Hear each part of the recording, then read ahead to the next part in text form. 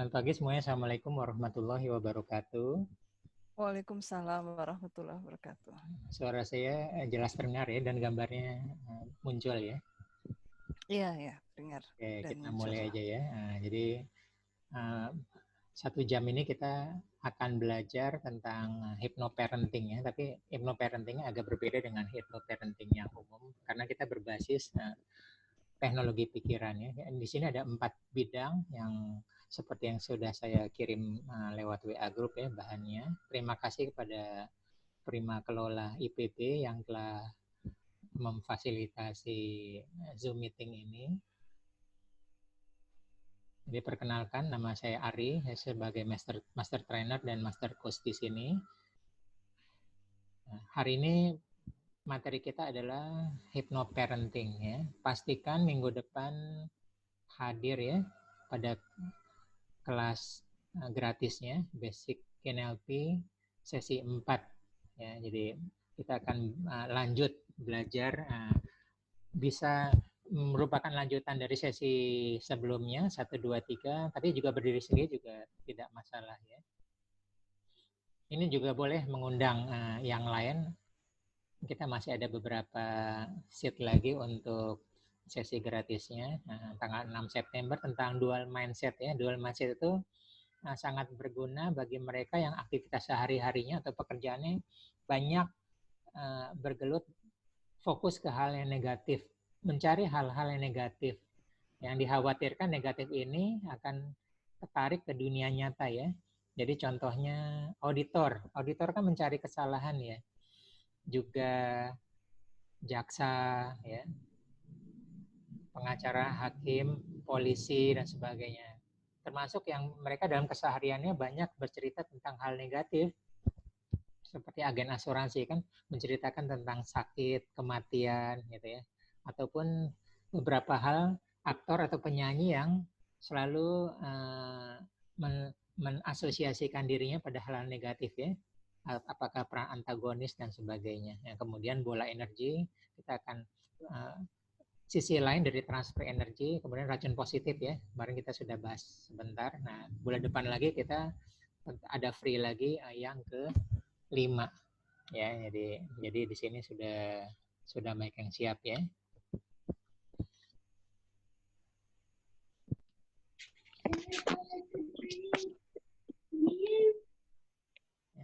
Kemudian berikutnya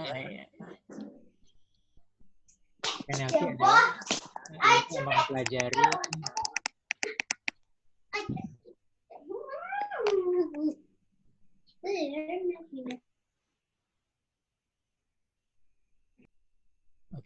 jadi NLP adalah ilmu yang mempelajari cara kerja pikiran manusia berbasis energi kuantum ya. Nah, sekarang kita akan belajar ya. Saat ini Bapak Ibu kita ada di industri 4.0 ya. Industri 4.0. Nah, industri 4.0 ini kita lihat kalau industri 1.0 sejak ditemukannya mesin uap ya, tahun 1784. Nah, saat itu tiba-tiba banyak pengangguran yang biasa dikerjakan di rumah, sekarang berindustri massal. Nah, kemudian industri 2.0 sejak ditemukannya teknologi listrik ya. Banyak lagi pengangguran. Semua pola kerja, pola industri berubah. Ya, kemudian industri 3.0 mulai ada otomotif dan komputer elektronik. Nah, sekarang kita ada di industri 4.0 ya. Berbasis network, Internet of Things. Data juga berbasis cloud. Ya, ini kita ada di sekarang ya. Ya, siap tidak siap ternyata dengan adanya pandemi COVID kita dipaksa ya, siap tidak siap. Mengajar, belajar, bekerja dan sebagainya ya. Nah, kita ada di 4.0 dan 5.0 2025 kecerdasan buatan ya. Sekarang kecerdasan buatan sudah mulai tapi nanti sudah matang sehingga nanti ada mobil otonom, robot cerdas ya. Jadi lawan kita nanti adalah robot cerdas ya, robot pembelajar ya. Kita ulangin lagi. Nah, sebelum Perang Dunia Pertama disebut dengan silent generation. Tidak banyak tokoh yang ada tercatat di sejarah, kecuali raja-raja maupun tokoh-tokoh penemu. Itu disebut dengan silent generation. Kemudian lost generation itu pada saat Perang Dunia Pertama dan Kedua. Ya, orang tua pada punya banyak anak untuk berperang dan mati. Punya banyak anak, berperang dan mati. Begitu aja terus ya. Itu disebut dengan lost generation. Nah, tiba-tiba kebanyakan tahun 45 ya, sebagian yang ada yang tiap daerah berbeda-beda, tiap negara berbeda karena kemerdekaannya berbeda-beda ya. Jadi untuk Indonesia kita pakai tahun 45. Tiba-tiba merdeka, tiba-tiba damai. Tapi produksi keturunan tetap banyak, makanya terjadi ledakan penduduk. Ya, makanya disebut dengan baby boomers. Ya, nah generasi X ini adalah kita-kita yang lahir tahun 65 sampai 79 atau 80-an. Nah, ini disebut dengan generasi modern. Awal teknologi telekomunikasi. Ya.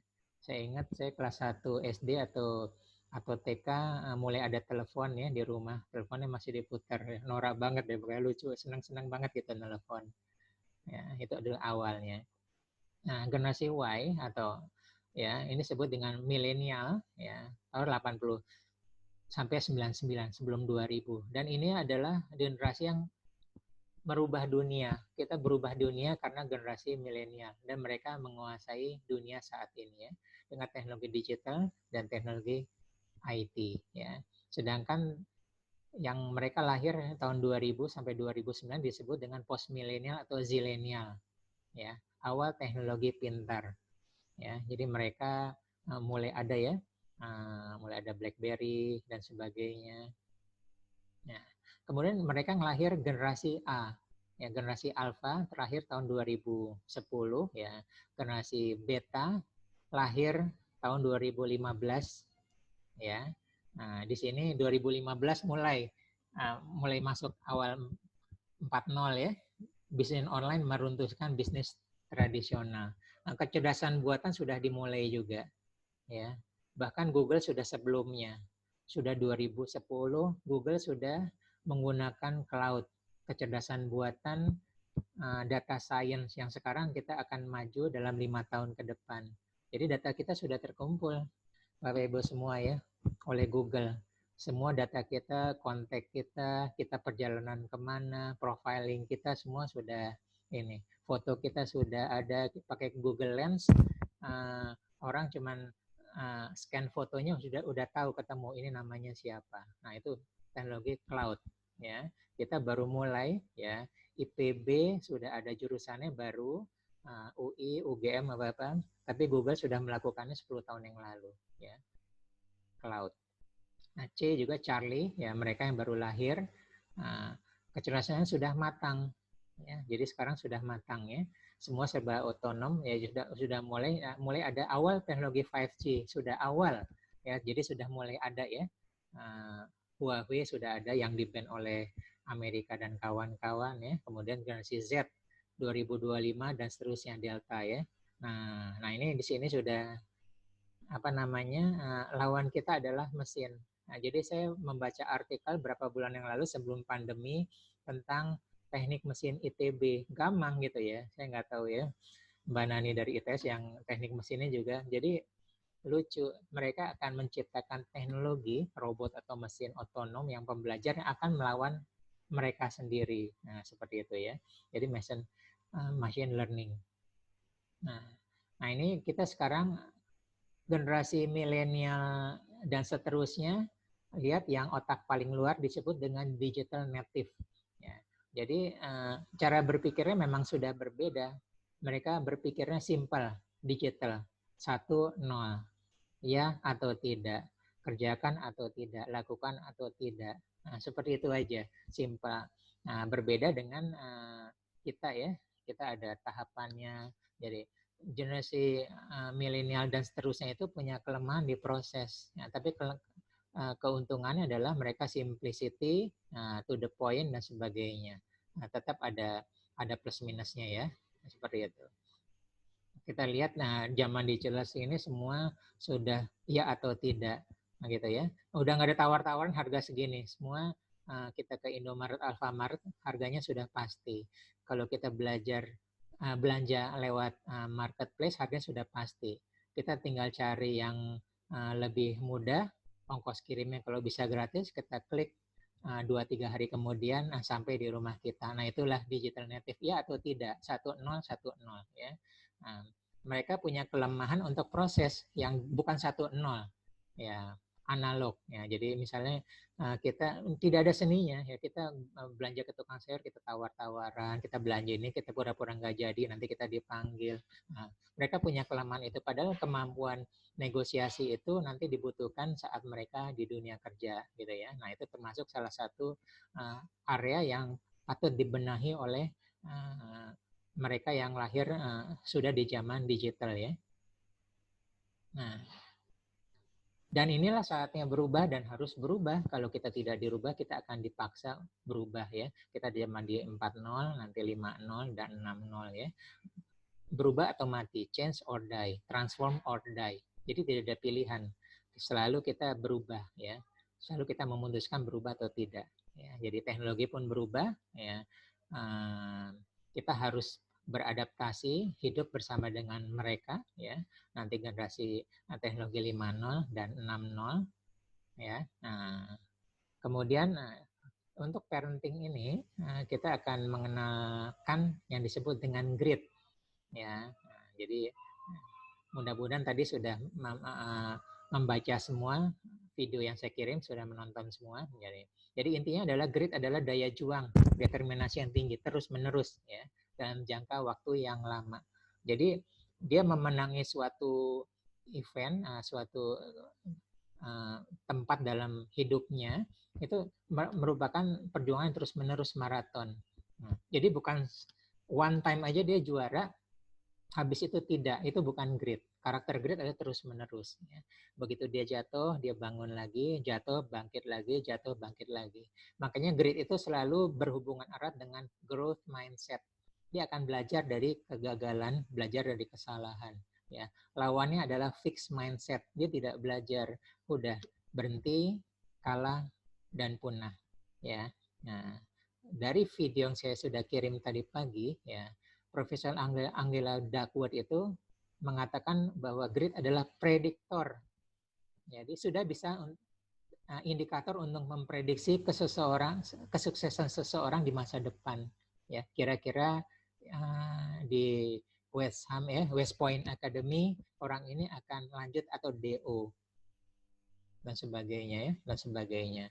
Mungkin Bapak Ibu di sini banyak yang tidak tahu ya, di kedokteran UI itu banyak yang DO juga ya, banyak yang tidak melanjutkan atau tidak bisa atau tidak sanggup. Nah, itu dibutuhkan grit yang tinggi ya, seperti itu. Ya, nah ini dia. Nah, ini adalah kondisi normalnya otak manusia, ada 3 fase. Saat sedih, marah, kecewa, kesel, jengkel, ya putus asa sebagainya, ada di posisi beta ya. Gelombangnya tinggi sekali ya, 13 sampai 30 Hz. Kayaknya kepala mau pecah. Dan hormon yang dihasilkan adalah kortisol atau hormon kesedihan, hormon stresnya. Kalau menenangkan pikiran, menenangkan hati, maka turun ke level alfa. Senang, bahagia, bersyukur, hormon yang keluar adalah endorfin. Nah, kemudian lebih turun lagi adalah theta. Ya, jadi untuk diri kita, termasuk untuk anak kita, mainnya di alfa dan theta ya Bapak Ibu ya. Nah, gitu loh. Di mana pada theta ini kita atau anak-anak kita sudah mulai ngantuk ya. Nah, di sana adalah zona sugesti. Ya, jadi baik anak kita masih kecil, masih bayi atau sudah dewasa, kalau lagi ngantuk-ngantuk udah kita bicara yang positif-positif saja. Gitu ya, bicara yang baik-baik ya, memprogram ke masa depan mereka dan sebagainya. Nah, itu insya Allah masuk tanpa penolakan gitu ya. Dan hindari juga saat mereka ngantuk ada di theta ini ada tercemari oleh informasi yang negatif ya, dari TV, radio dan sebagainya di lingkungan kita ya. Dan terakhir adalah saat tertidur pulas atau delta.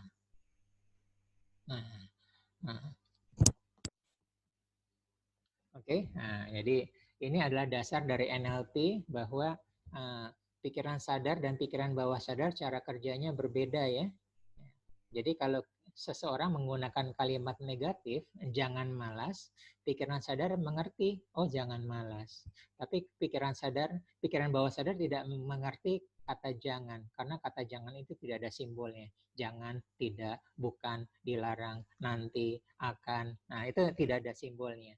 Sehingga yang diterima oleh mereka hanyalah kata setelahnya. Malas, ya, jangan menyerah, ya menyerah. Jadi kita ke tim kita, ke anak kita semakin sering menggunakan mengucapkan kata jangan menyerah, maka semakin sering, semakin dalam kita memprogram anak kita mempunyai sifat bahkan karakter untuk menyerah dan sebagainya. Jadi mulailah cerdas-cerdas memilih kalimat, ya, kalimat sugesti. Makanya kalimat sugesti itu harus positif dan to the point, gitu ya. Nah, sekarang apa bedanya dengan grit?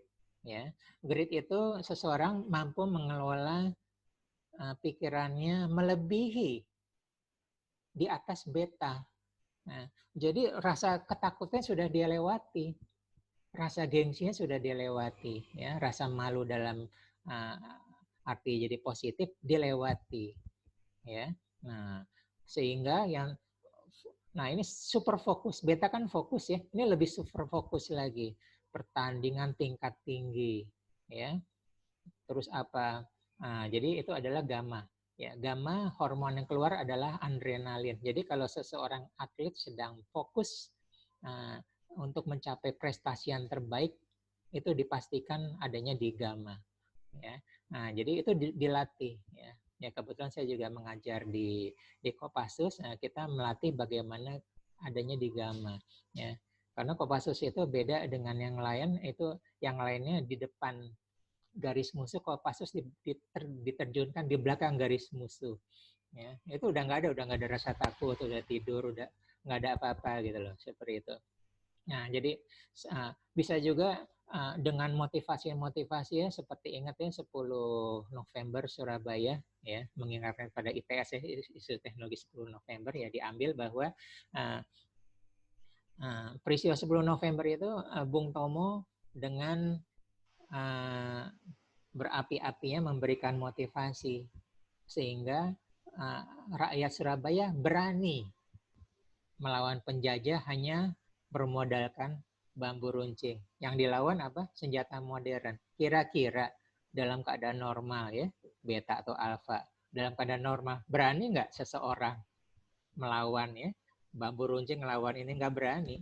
Nah, itu dikondisikan sehingga adanya di gamma ya. Dan satu lagi yang tidak normal adalah dilatih untuk hibernate ya. Hibernate kalau tidak dilatih bahaya Bapak Ibu ya, mati kita, serangan jantung, harus terlatih ya. Jadi detak jantung, pikiran, metabolisme sangat rendah, mendekati 0. Karena sangat rendah maka konsumsi oksigen rendah, konsumsi zat-zat nutrisi rendah, sehingga bisa bertahan hidupnya lebih lama.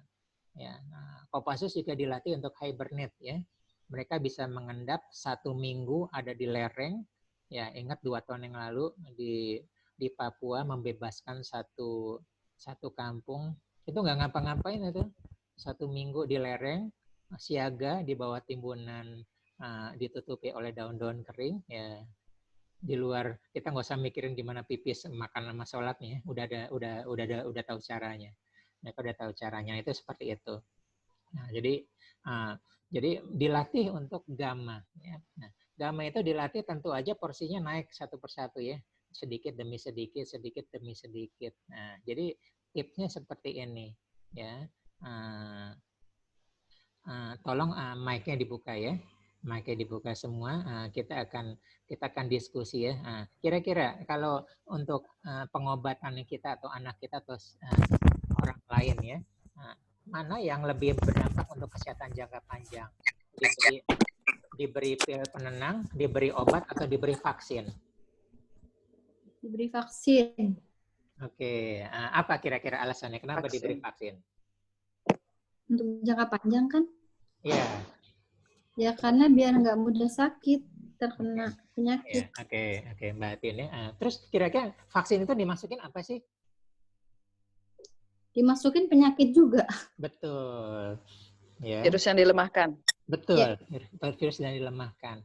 Artinya apa? Ya, artinya yang kita bisa ambil dari sini adalah harus ada masalah dulu yang masuk ke kita, masuk ke anak kita. Ya, secara alamiah, ingat ya, otak manusia yang paling rendah adalah otak purba atau melata ya, untuk bertahan hidup. Otak purba. Ya, untuk bertahan hidup. Nah, karena ada ancaman dia akan melawan kan ya. Nah, seperti itu. Nah, melawannya juga porsinya pelan-pelan ya. Jangan jeder gitu ya. Nah ini juga hati-hati kalau tadi ya, itu saya cuma perumpamaan ya. Jadi kalau kita terhadap anak kita semua selalu di zona nyaman ya. Semua kebutuhan dia kita penuhi. Ya, itu sebagai pil penenang ya, tidak disiapkan. Nah, sebagai obat juga, obat itu tidak menyelesaikan masalahnya ya, dan sebagainya. Sampai sini ada pertanyaan, silakan. Saya berusaha cepat karena materinya banyak ya. Silakan, ada pertanyaan. Mas Rari. Ya, silakan. Mau tanya. Ya.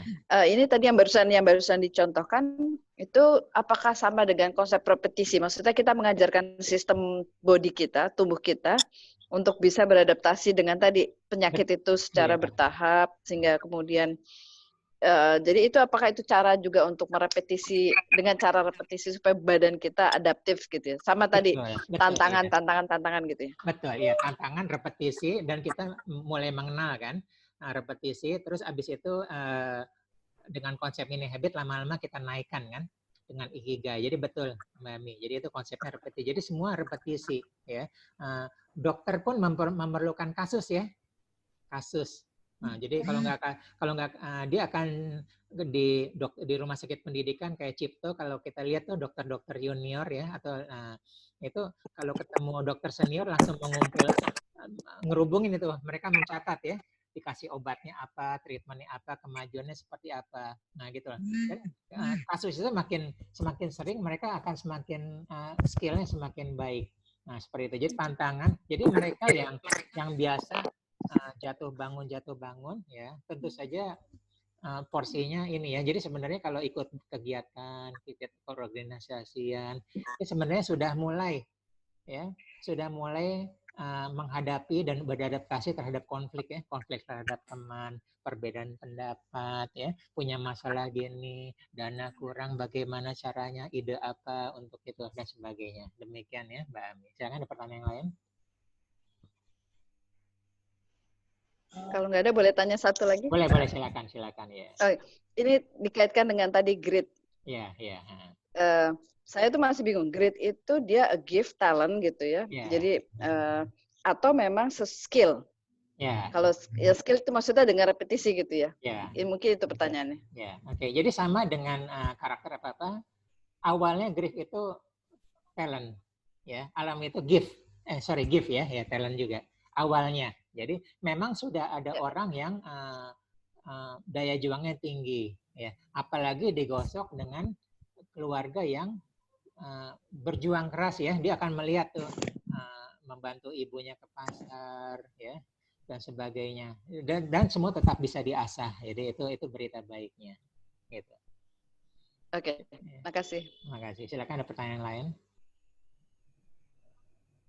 Ya, Coach. Silakan Bu Mercy.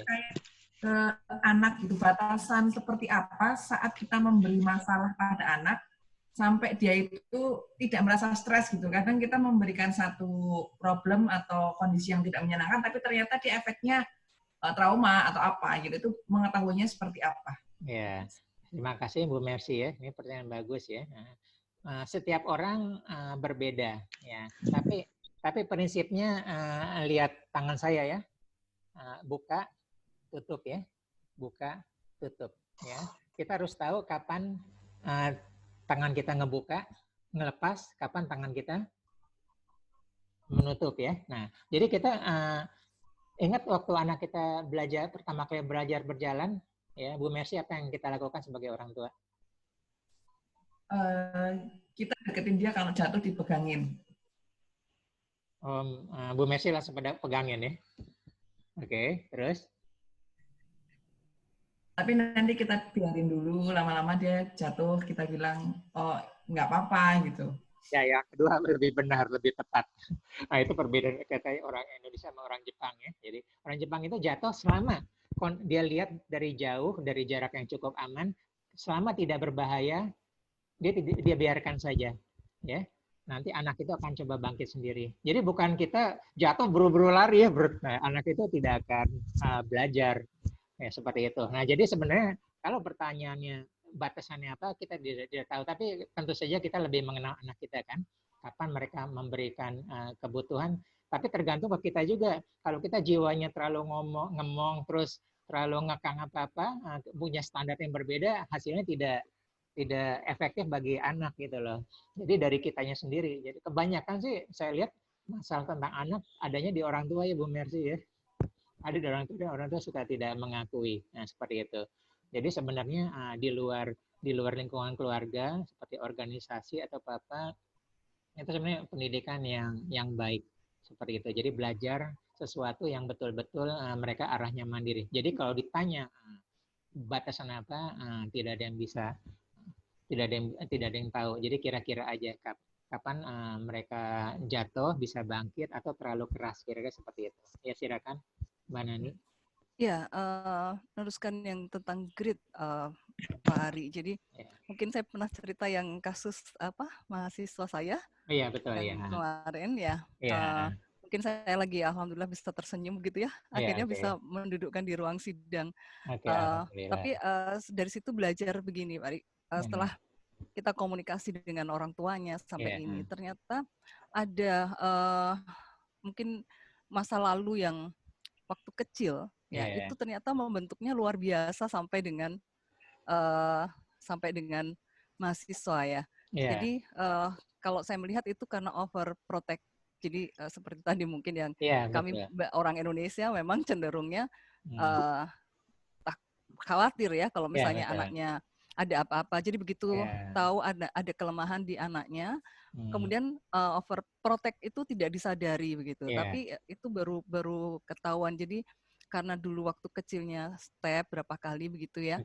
Kemudian tapi sampai sekarang orang tuanya nggak merasa bahwa itu, tapi karena fokusnya untuk yang penting si anak ini bisa sidang, saya masih belum ke orang tuanya, tapi tahu bahwa persoalannya itu. Jadi mungkin pelajarannya untuk kalau saya karena sudah lewat ya alhamdulillah anak-anak sudah besar, tapi saya pikir kan kita terus bisa share ke dan mungkin nanti untuk yang lain-lain. Jadi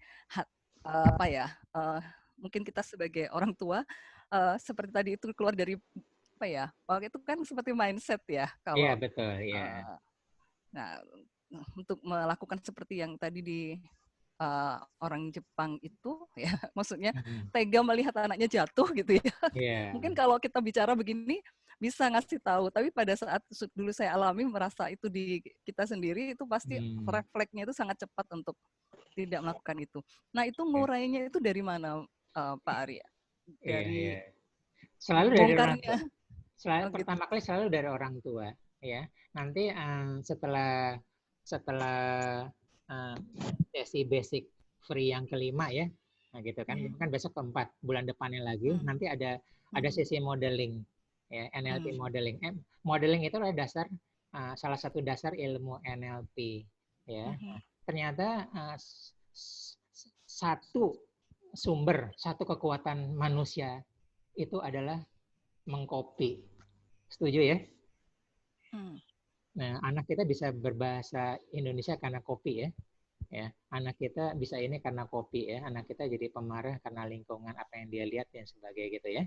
Nah, dia juga jadi orang tua membuat dia nyaman jadi nyaman ya dan sebagainya. Nah, jadi gitu. Jadi kalau saya lihat, saya simpulkan yang tadi bimbingnya mahasiswa bimbingan itu selama ini dibikin nyaman. Emang sih ada latar belakangnya karena sesuatu hal. Tapi itu bukan suatu alasan karena yang sebagai orang tua adalah persiapannya bagaimana melepaskan nanti anak kita kan menjadi mandiri. Nah gitu. Jadi ingat ya, jadi orang tua jadi ini nggak ada ilmu ya, nggak ada pelajarannya. Nah NLP ini kita mempelajari cara kerja pikiran kita. ya. Jadi situasi apapun kita harus cari, tapi basisnya dari sini ya, bahwa mereka kita siapin untuk mandiri, kita siapin untuk ini ya, termasuk untuk grit seperti ini, harus daya juangnya ya. Sekarang pun yang sudah siap ya, tiba-tiba 4-0 ya, tiba-tiba runtuh ya Mbak Nani ya. Bisnis runtuh apa-apa, udah siap, udah menggurita bisnisnya. Jadi siapapun tetap belajar, siapapun, gitu loh. Nah, yang harus kita punya mindset adalah selalu belajar dan selalu mempraktekkan. Nah, gitu loh. Jadi sama Mbak Nani dengan Bu Messi tadi sama-sama ya, tidak ada batasannya dan semua sama-sama belajar, semua sama-sama ini gitu loh. Dan kita tidak ada yang tahu ya besoknya seperti apa gitu. Jadi kita belajar ada dasarnya. Ini perubahan, kita siap dengan perubahan, adaptif dan harus memenangi perubahan itu. Demikian. Mana nih? Ya, makasih. Ya, makasih. Nah, karena kita lanjut ya. Oke. Nah, kita mulai belajar mengenal anak ya. Ya, termasuk anak kita ya. Nah, jadi anak kita punya karakter. Ya. Karakter ini terlahir. Nah, jadi sama seperti pertanyaan Mbak Ami. Jadi anak kita atau diri kita pas terlahir pasti dikarunia salah satu karakter ini ya. Koleris ini adalah tipe pemimpin ya, to the point ya. Apa namanya? Fokus pada tujuan. Nah, kalau ada kemauan keras ya, terus tegas ya. Kalau bicara suka tiba-tiba ganti topik, itulah tipe koleris, tipe pemimpin ya. Nah, jadi kasihan kalau tipe pemimpin habis itu kita overprotective terhadap dia ya, overprotective terhadap dia, jadinya tipe kepemimpinannya tidak muncul ya, gitu loh. Nah, kemudian tipe melankolis yang kiri bawah ada tipe detail, tipe perfeksionis, tipe disiplin, ya semua berurutan ya. Jadi sesuai schedule dan sebagainya berurutan. Ini adalah tipe melankolis ya, rapi gitu ya. Sanguinis yang kiri atas adalah tipe hangat ya, pintar bergaul, komunikasinya baik, ramah dan sebagainya ya. Tapi dia egonya termasuk yang paling tinggi ya, egosentris ya. Nah, kemudian paling kanan bawah adalah pragmatis ya, tipe tenang, tipe damai ya, motivasinya paling rendah, berlawanan dengan koleris ya. Koleris itu motivasinya paling tinggi ya, cari aman ya. Nah, menghindari konflik, dia sebagai penonton tapi dia pengamat yang baik, objektif. Nah, jadi seperti itu. Jadi kalau ada apa-apa perlu komentar yang terbaik, kita lihatnya di pragmatis. Jadi sama seperti grit, seseorang sudah dikaruniai dasarnya, ya salah satu dari 4 ini. Nah, dalam perjalanan hidupnya tergantung pembentukan orang tua, pembentukan lingkungan dan sebagainya, pekerjaan, lama-lama mereka akan bergeser atau berkombinasi ya. Gitulah, saya asalnya pragmatis, sekarang saya bisa dapat semuanya karena perjalanan hidup saya ya. Jadi seperti itu. Nah, jadi seperti panggung sandiwara ya, semua mungkin sebagian udah tahu ya. Panggung sandiwara yang menjadi pembuat naskahnya siapa? Tipe apa? Melankolis. Betul, tipe melankolis karena membuat naskah sandiwara itu skripnya detail ya, tanya jawabnya dan sebagainya, mimik mukanya gimana dan sebagainya, posisinya ada di mana dan sebagainya. Yang menjadi sutradaranya siapa?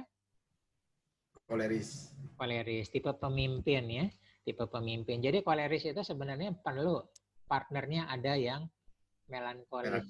Ya, kalau enggak berantakan ya, karena dia ingat ya, dia acak ya, tiba-tiba ke sini, tiba-tiba sih ada kepikiran gini-gini, meledak-ledak dan sebagainya ya. Yang jadi aktornya siapa? Sanguinis ya. Jadi murah senyum, apa-apa, komunikasinya baik dan sebagainya. Dan menjadi penontonnya siapa? Pragmatis ya. Jauh, melihat dari jauh, mengamati ya. Nah, gitu loh, komentar ya dan sebagainya. Nah, itu emang kalau yang paling objektif ya seperti itu. Jadi semua ada plus minusnya dan semua saling melengkapi. Jadi kita dengan pasangan hidup kita, dengan anak kita, pertama kali harus tahu dulu seperti apa. Jadi semua nggak bisa dihajar black ya. Semua sama dan sebagainya. Nah, begitu juga dengan learning style ya. Yang sudah belajar coaching ya. Nah, jadi bisa kita amati atau kita pilih ke anak kita ya. Dia tipenya yang mana ya. Tipe visual adalah kalau belajar menyenangi ada gambar, baik gambar diam ataupun berupa video ya. Apakah belajarnya menyenangi musik ya, tipe musikal, atau belajarnya menyukai langsung ketemu gurunya, verbal ya. Sulit kalau belajar sendiri, senangnya itu baik langsung atau ini, atau kalau mau belajar mereka sedikit berbisik-bisik ya, walaupun matematika, apalagi pelajaran hafalan. Nah, itu tipe verbal. Tipe kinestetik adalah yang suka berjalan-jalan pindah-pindah-pindah. Nah, gitu ya.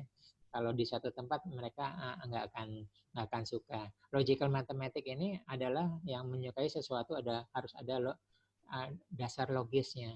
Kalau tidak ada dasar logisnya belum puas. Ya, belum terpenuhi dahaga akan pengetahuannya. Kemudian tipe sosial sukanya adalah bergaul, bersosialisasi ya, membentuk network, belajar bersama. Dan sebaliknya adalah tipe solitary ya. Tipe solitary ini adalah justru pinginnya sendiri ya. Nah, dari tipe ini adalah selain cara belajar mereka, nanti masa depan mereka kita bisa lihat cocoknya ada di mana gitu loh. Nah, kalau misalnya accounting yang di belakang meja nggak cocok lah, yang tipe kinestetik fisikalnya suka jalan-jalan ya, stres dia gitu loh. Apalagi bertahun-tahun sampai ini di belakang meja dan sebagainya. Itu bisa sebagai ini juga secara singkat juga kita bisa melihat kita diri sendiri dan anak kita ya, apakah tipe otak kiri atau otak kanan ya. Jadi kalau otak kiri kita lihat ya, fungsi otak kiri adalah bahasa, analisa, logika, rasional ya, dan sebagai realistis dan detail. Ya, jadi mirip melankolis tadi ya. Nah, itu adalah tipe otak kiri. Sebaliknya tipe otak kanan ya, imajinasi, kreativitas dan sebagainya ya. Seni, emosi juga bisa. Nah, dari bahasa tubuhnya kita bisa lihat ya. Lihat ada yang jempol yang di bawah pada gambar kiri atas ini. Ini artinya bahwa kita atau anak kita itu adalah inputnya adalah otak kiri. Inputnya adalah kita kiri. Dan sebaliknya kalau jempolnya ada di kanan di bawah berarti inputnya otak kanan. Dalam contoh ini adalah inputnya otak kiri. Ya. Kemudian contoh berikutnya adalah outputnya. Ya. Outputnya adalah otak kiri. Ini hanya contoh saja ya. Jadi di sini bagaimana kalau input otak kiri dan output otak kiri ya. Ya, ini contoh ya. Arsitek adalah inputnya otak kanan. Ya, kenapa input otak kanan? Karena untuk arsitek memerlukan kreasi atau inovasi untuk membangun ya. Harus berimajinasi dulu, rumahnya seperti apa, warnanya apa, genteng atau beton, berapa tingkat, tamannya seperti apa, dan sebagainya. Itu harus ada di imajinasi dulu. Ya, makanya potensi terbaiknya adalah jika inputnya otak kanan. Nah, tapi arsitek memerlukan output otak kiri karena setelah itu memerlukan detail, menggambar tekniknya, ya. Kemudian hitungan-hitungannya, ya supaya tidak runtuh ya dan sebagainya. Ubinnya berapa dan sebagainya. Itu kira-kira ini hanya contoh aja ya. Nah, kemudian sales marketing, ini kelewat accounting ya. Accounting itu kira-kira input otak kiri, output otak kiri. Karena accounting itu sudah sangat terstruktur, kita nggak bisa ngapa-ngapain ya. Posting sudah ada bagian-bagiannya ya, tidak boleh salah tempat. Begitu yang outputnya baik berupa jurnal maupun balance sheet ya, itu sudah ada aturannya. Jadi kira-kira input otak kiri dan output otak kiri ya. Sales marketing input otak kiri, outputnya kanan ya, karena harus mengenal produk secara detail ya, keunggulannya apa, kelemahannya apa, perbandingannya dengan kompetitor. Tapi pas menjualnya atau pas marketingnya harus berkreasi ya, ya, ilmu marketingnya keluar, cuap-cuapnya keluar, gayanya keluar ya, dan sebagainya. Kalau bisnis bisa kanan-kanan ya, bisa kanan kiri dan sebagainya ya, karena baik inputnya maupun outputnya penuh kreasi. Ya. Lalu bagaimana bisnis memerlukan otak kiri ya? Ya udah di hire aja, di hire saja staff untuk bagian operasional ya, untuk accountingnya dan sebagainya, gitu ya. Sampai sini ada pertanyaan? Silakan, ada pertanyaan? Ini kita udah pernah bahas ya, kalau udah pernah ikut sebelumnya. Oke, kalau tidak ada kita lanjut. Nah, Ikigai kita sudah belajar juga, cuman kita ulang saja ya. Nah, jadi seseorang itu bisa masuk dari semua pintu. Ya, kebanyakan kita yang generasi X ini adanya masuk dari sini ya. Kita kuliah, yang penting kuliah ya, baik PTN ataupun PTS ya. Bisa jadi sesuai atau keinginan kita atau belum tentu sesuai dengan keinginan kita. Nah itu adalah kita good at, kita ahli secara akademis, kita bagus di mana gitu ya. Lalu apakah kuliah ini dibutuhkan oleh dunia? Maka kita bisa kerja dan kantor itu pekerjaan kita akan membayar kita, paid for, kita dibayar. Ya, apakah yang kita lakukan bekerja sampai pensiun kita menyenangi? Belum tentu. Ya, kalau kita melakukan sesuatu kita tidak senangin hanya sampai sini saja, ya, tidak sini, maka yang ada adalah depresi. Ya, betul-betul depresi ya, karena kita tidak menyukai, terpaksa melakukan seperti itu. Ya, ada juga sekarang anak milenial, ya, banyak saya nemuin yang mereka tidak mau kuliah karena tiba-tiba dapat uang ratusan juta sama miliaran dan sebagainya. Bagi mereka tidak masalah ya jadi YouTuber ya. Mereka masukkan dari apa yang mereka sukai. Dari situ ya. Terus kemudian dia coba-coba, orang pada suka ya, pada nge-like ya. Habis itu endorse ya atau apa, mulai dibayar. Ya. Nah ini orang tuanya biasanya pusing karena ngerasa udah ini, dia akhirnya tidak melanjutkan sekolah atau kuliah biasa-biasa saja. Nah seperti itu. Nah kemudian ini seninya. Ingat ya tadi di awal-awal materi bahwa semua selalu ada perubahan. Selalu ada perubahan. Kuncinya adalah selalu belajar dan siap untuk beradaptasi. Kunci ada di sana. Ya, lihat tipe 10, 20, 30, 40, 50 adalah yang berubah di sini. Kebutuhan dunia berubah. Ya, dulu mereka mau jalan-jalan ke mall, sekarang enggak. Ya, baik kebutuhan atau dipaksa harus di rumah. Artinya kebutuhan berubah. Sekarang orang maunya online atau terpaksa harus online. Nah, udah kita harus belajar lagi kan ilmunya dan sebagainya. Nah, termasuk nanti masa depan termasuk data science ya. Adanya di sini belajar lagi dan sebagainya. Terus orang mau bayar nggak dengan perubahan ini? Nah, gitu ya dan sebagainya. Dan menyenangi ya kita perubahan. Nah, jadi kesimpulannya Ikigai ini semua bisa berubah, keempat ini kita bisa berubah. Ya, orang bayarnya berbeda, orang bisa gratis atau orang bisa seperti ini, orang bisa massal ya. Cara pembayarannya berbeda ya. Termasuk ini ya. Ya, ternyata passion seseorang itu bisa berubah ya Bapak Ibu ya. Kita sendiri bisa berubah, terus terang aja ya. Anak kita juga bisa berubah. Dulu pinginnya masuk ke kedokteran, terimpi-impi ya. Nah, begitu masuk ternyata tidak sesuai dengan indahnya mimpi ya, nah sebagainya, tiba-tiba hilang itu dan sebagainya, enggak suka ini gini-gini di belakang meja terus menerus apa mulai capek ya dan sebagainya, karena awalnya ikut-ikutan dan sebagainya. Nah, jadi semua bisa berubah. Silakan ada pertanyaan.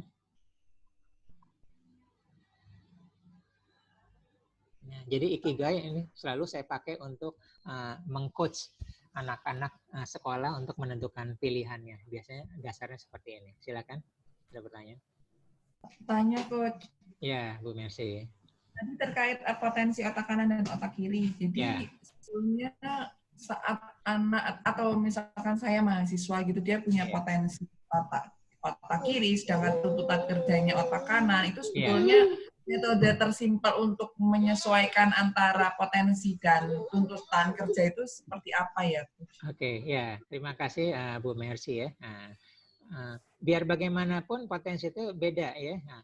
Kita ada istilah kreasi dengan inovasi ya. Ya. Kreasi itu asal katanya dari create ya, Bu Mercy ya. Yang belum ada menjadi ada.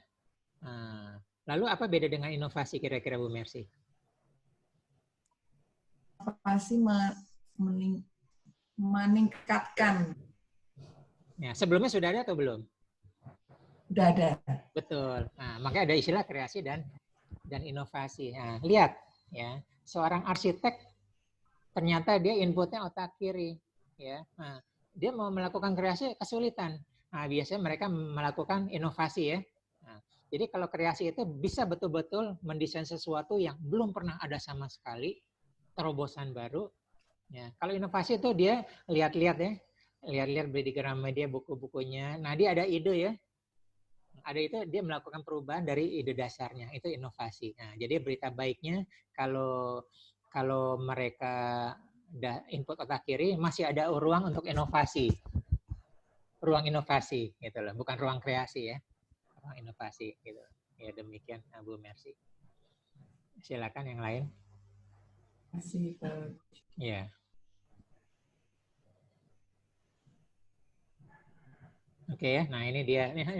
Ini kesalahan termasuk kita ya, terus terang ya. Apalagi kita juga mengajarnya pada anak-anak kita ya. Jadi kita lihat harusnya seumur hidup kita kebanyakan harusnya fokusnya di kotak hijau ya, di kanan bawah ya. Kita menginvestasikan untuk sesuatu yang penting tapi tidak mendesak. Harusnya seperti itu ya. Kita menabung, kita belajar, kita menjaga kesehatan, baik olahraga maupun makanan ya. Kita menyiapkan dan sebagainya, mengolah pikiran, membentuk mindset ya dengan repetisi untuk tujuan masa depan. Gitu ya. Sekarang kita lihat apakah dalam kehidupan kita atau anak kita ada yang posisinya di sini. Berarti ada yang salah, bergeser itu dari sini ke sini ya, dari hijau ke merah ya. Kalau udah gitu ya kerjakan yang merah dulu seperti itu ya. Atau kita atau anak-anak kita banyak yang bermain di sini ya, menghabiskan waktu leyeh-leyeh ya. Semua sama-sama dapat modal, sama dapat modal waktu 24 jam ya. Sama-sama dapat modal waktu 24 jam, terus ternyata kita mensia-siakan waktu itu ya. Oke, jadi itu kita menyia-nyiakan banyak leha-lehe, browsing yang tidak penting, main game dan sebagainya. Tapi kalau nanti depan basicnya nanti jadi sebulan sekali gratis. Kalau 1, 2, 3 satu sesi 100.000. Ya. Tapi ini Pak Yani ini mic-nya tolong ya, oke.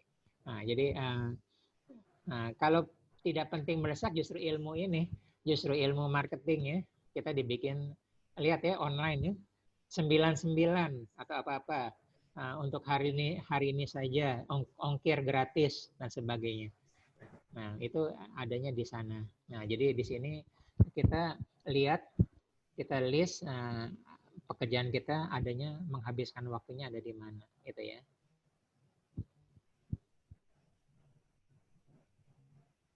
Nah, lihat, semua kita mulai, semua basisnya adalah memulai, habis itu kita ulang. Memulai dan repetisi, memulai dengan diulang. Jadi penting semua adalah memulai hal yang baru. Jadi kita desain tuh hal yang baru tuh. Kita ulang terus-menerus ya, ingat ya, mini habit. Kebetulan di sini semua sudah paham dengan mini habit ya. Kita ulang, dan nanti akan menjadi kebiasaan baru. Menjadi kayak hidup baru ya, seperti new normal sekarang ya. Nanti 6 tahun kemudian menjadi sifat baru dan menjadi karakter baru ya. Ingat semua terbentuk dari orang tua, dari lingkungan, termasuk dari sifat karakter dasarnya, terlahir dan sebagainya. Dan semua tetap bisa dibentuk dengan repetisi ya. Kalau anak kita memperbaiki karakter anak kita mulai dari sekarang. Ya, kita dapatkan hasilnya kapan? 15 tahun kemudian. Nah, sebagainya ya. Nah, itu prinsip dasarnya. Nah, yang terakhir seperti biasa ya. Nah, jadi kita arahnya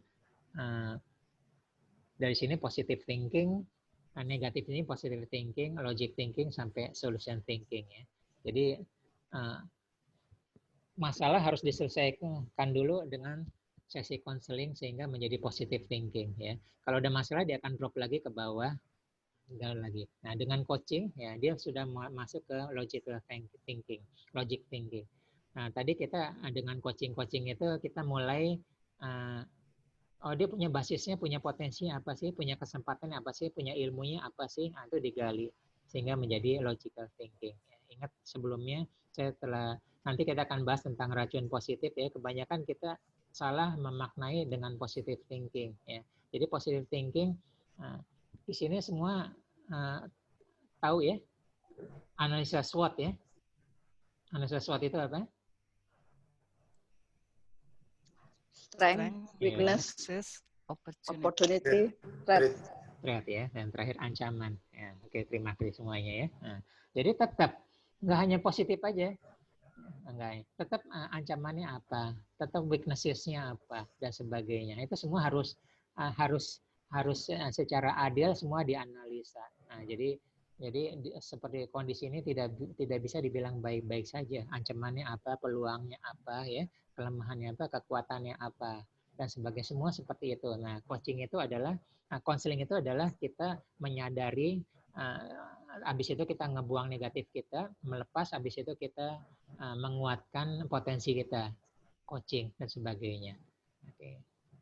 Nah, kita sudah selesai ya materi ini, saya ngebut ya karena materinya banyak. Silakan ada pertanyaan, kita sampai sesi tanya jawab. Ya kalau tidak. Pagi Pak Tri. Ya, pagi Pak Probo, silakan. Pak, ada tips Pak untuk membangkitkan atau membuat grit untuk anak atau misalnya di perusahaan mungkin tim gitu Pak ya? Iya. Oke. Ya, Pak Probo terima kasih. Tipsnya begini, falsafah telur Pak Probo masih ingat falsafah telur? Iya Pak. Apa bunyinya? Iya Pak. Ya, bunyinya apa falsafah telur Pak Probo? Kehidupan akan baik kalau pecah dari dalam Pak ya. Iya, dan kehidupan akan berhenti jika dipecahkan dari luar. Nah, betul. Nah, jadi motivasi yang kita berikan terbaik adalah motivasi yang mereka dari dalam. Vaksin itu Pak Probo, vaksin, ya, gitu loh. Masalahnya kita kemukakan. Jadi masalah itu harus dibicarakan, harus dikemukakan ya, nggak bisa ditutup-tutupi ya. Nanti pemecahannya masalahnya seperti apa? Nah, seperti itu. Nah, sebenarnya tipsnya nggak ada Pak Probo ya. Itu hanya falsafah. Tips kedua adalah Pak Probo harus menguasai ilmu coaching. Ya, ilmu coaching adalah bertanya. Ya, bertanya, bukan telling. Ya, telling itu adanya di counseling, di mentor, sama di training ya. Coaching enggak? Coaching itu bertanya. Saya memberi contoh tadi Pak Probo bertanya ya. Dan Pak Probo menjawab sendiri kan? Nah, gitu lah. Jadi tipsnya gini Pak Probo ya. Kira-kira ke anak buah ya Pak Probo ya? Iya. Nah, kalian tahu nggak kita punya masalah apa? Nah, jadi kita sama sekali nggak telling Pak Probo. Kita susun pertanyaan yang kuat. Asking the right question. Itu ilmunya coaching. Ya, kita punya masalah apa? Terus ternyata kita tahu ya, ada yang belum yakin udah semua. Nah, gitu. Tolong tulis lagi. Udah, coba diskusi sama teman kamu. Masing-masing masing-masing sendiri-sendiri dulu habis didiskusikan, saling dikumpulkan. Oke, ada lagi? Coba masih saya beri waktu ya. Nah, gitu lah. Kalau enggak tuh kita kasih clue-cluenya ya. Tapi jangan kasih langsung jawabannya. Itulah teknik coaching. Ini jam terbang juga ya. Kita harus belajar seperti itu. Gitu loh. Jadi sama sekali tidak memberikan telling ya. Oke, gini. Oke, di sini ada yang ide enggak? Oke, di sini kita punya sumber daya apa aja sih? Yang arahnya sumber daya itu untuk menjadikan solusi. Oh, gini. Nah, gitu loh. Akhirnya mereka menemukan solusinya sendiri. Gitu. Ya, jadi itu dilatih ya Pak Probo ya. Pertama kali dilatih diri kita sendiri, anak buah kita. Nah, mungkin selama ini kita tipenya koleris Pak Probo, telling, directing. Mungkin. Nah, termasuk anak kita juga begitu ya. Jadi anak kita keluar hilang kreativitasnya ya. Sama sekali nggak pernah milih. Ya, mau makan keluar kita yang pilihin, mau liburan kita yang pilihin, gitu ya. Nah, gitu loh. Jadi sama seperti itu. Nah, jadi arahnya adalah menggali. Nah, jadi bagaimana semuanya keluar dari dalam. Nah, jadi mereka berpikir. Nah, kira-kira tipsnya seperti itu. Tipsnya coaching Pak Probo, kuasai ilmu coaching dan dilatih. Yang pernah ikut ya. Gitu. Oke Pak. Baik Pak. Terima kasih. Ya. Silakan 1 atau 2 pertanyaan lagi.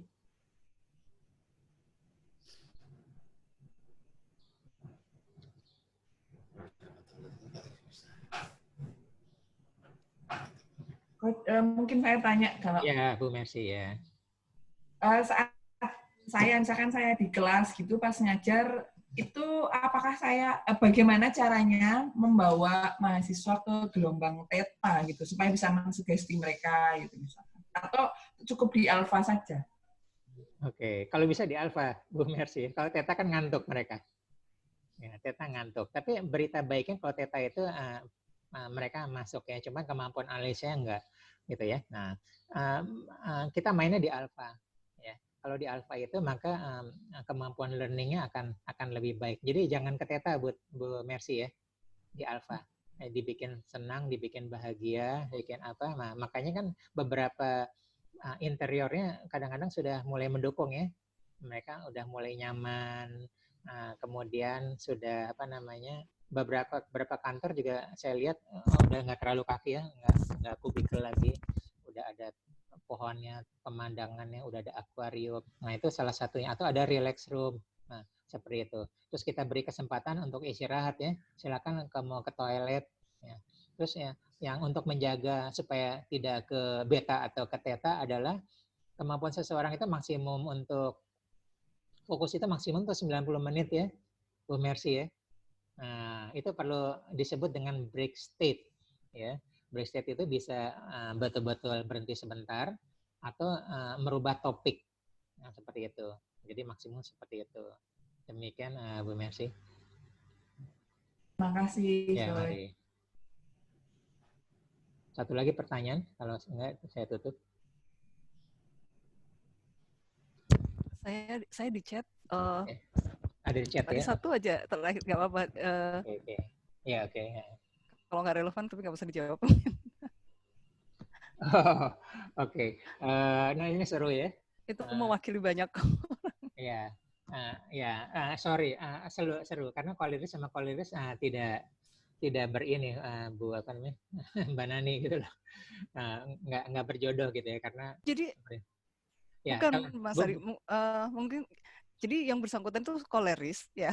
Jadi dan sangat dia paham menyadari itu ya sangat paham bahwa dirinya itu koleris. Jadi dalam posisi semuanya harus terima bahwa nah itu mungkin sebagai teman kerja ataupun bahkan mungkin yang paling menderita mungkin bisa bawahannya ya, sehingga kalau saya mengamati gitu menjadi teman-teman yang ini itu menjadi bukan apatis tetapi sulit untuk berkreasi karena tahu bahwa akan patah gitu. Itu gimana kalau ada ruang untuk diskusi nggak? Sebenarnya ada ruang untuk itu. Ya, ruang itu diberi kesempatan untuk bertanya, bukan telling. Ya, gitu ya. Nah, jadi sebenarnya gini, karena saya banyak melakukan coach untuk beberapa CEO ya. Saya tidak sebutkan namanya, mungkin sebagian di sini kenal. Betul-betul pucuk pimpinan dari BUMN atau apa-apa ya. Dan mereka itu koleris. Ya. Kasih tahu nggak mau. Gitu ya, kasih nggak mau. Tapi kita ngobrol-ngobrol, kita harus melatih untuk selalu bertanya, asking the right question. Ya, kita bertanya yang nanti dia akan menemukan jawabannya sendiri, gitu ya. Oke. Jadi kalau misalnya saya dalam posisi mediator, katakan begitu ya, karena sebagainya pengamat tadi itu ya, saya diplekmatis. Ya, kita pura-pura jadi bertanya ke orang lain, atau ke diri dia juga boleh. Dia kan nggak suka ya, nggak suka di poin gitu loh, dia nggak suka betul. di poin seperti itu ya. Nah, gini. Atau kita diskusi seperti ini ya, kita punya, atau yang paling dasar tuh sebenarnya SWOT analisis ya. Semua harus basis bahwa SWOT analisis perlu ya. Dan saya lihat sekarang banyak yang ditinggalkan ya, apalagi generasi milenial yang baik-baik saja ya, gini-gini gitu. Dia lupa hambatannya banyak sekali ya dan sebagainya. Nah, ini kayak tantangan yang kita punya peluang apa, kita punya sumber daya seperti ini. Nah, jadi sebenarnya sama, berbeda dengan konseling, berbeda dengan mentoring, apalagi berbeda dengan training. Yang semua pakemnya ada. Ya, coaching nggak ada pakemnya mana nih. Setiap orang sama, beda. Soalnya beda dan jam terbangnya beda. Tapi lama-lama mereka akan mempunyai suatu pertanyaan yang sekali nanya tuh to the point. Lama-lama kita akan ahli di sana. Nah, gitu. Jadi sebenarnya kita belajar jadi coach, kita ke anak kita sebenarnya kita coach ya. Karena sama-sama kita tidak tahu masa depan kita. Sama-sama tidak tahu masa depan anak kita ya. Sama-sama belajar, sama-sama melangkah, sama-sama dunia berubah. Nah, gitu loh. Jadi kita terhadap anak kita sebenarnya coach. Bukan telling, bukan directing. Nah, seperti itu ya. Sama-sama ngebangun, sama-sama gini-gini, sama-sama belajar, kita punya masalah gini ya. Menurut kita ngomong ke anak kita gini, ada urun rembuk dong, idenya apa? Nah, gitu kan ilmu coach ya kan? Bertanya. Nanti dia keluar. Kalau saya kasih gini, papa kasih kesempatan gini, mengambil kesempatan gini, anak bisa melakukan apa ya? Gitu. Nah, itu mereka sudah mulai ikigainya keluar tuh ya, passionnya keluar. Dia ngerasa dihargai, ngerasa didengarkan. Nah, pun semua mempunyai kesukaan seperti itu ya. Di gini. Nah, tapi lama-lama setiap orang kan berbeda. Harus ketemu nanti orang yang koleris tersebut, nanti ketemu pola. Dia akan lumpuh dengan pertanyaan seperti apa? Akan lumpuh dengan pertanyaan seperti apa? Dan saya nggak bisa jawab, namanya coaching kan gitu loh. Nah, udah ketemu, udah jadi seperti ini. Oh, ternyata dia ini kalau berhubungan dengan betul ya, dengan keluarga dia, dengan bisnis dia, dengan apa dia gitu ya. Seperti atau dia dengan jiwa sosial dia atau apa. Kalau seperti ini gimana? Ini seperti ini juga, semua jadi kehabisan ide apa gitu. Jadi pertanyaan itu mulai dilatih seperti itu, asking the right question. Jadi sama sekali tidak pernah telling. Jadi berhubungan dengan pertanyaan Pak Probo tadi gitu ya. Jadi semua keluarnya dari dalam gitu.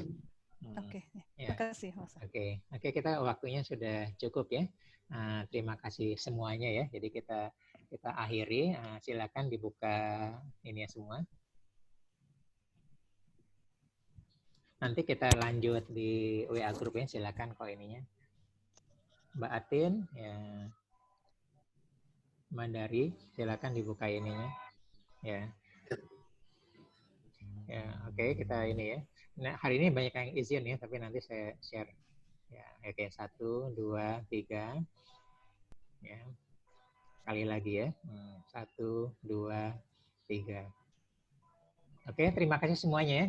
Insya Allah bisa dipahami, bermanfaat, ya, bisa dipraktekkan. Nanti kita lanjut diskusi kita di chat ya. Silakan, terima kasih. Assalamualaikum warahmatullahi wabarakatuh. Jazakallahu khairan katsiran, Mas Aris. Ya.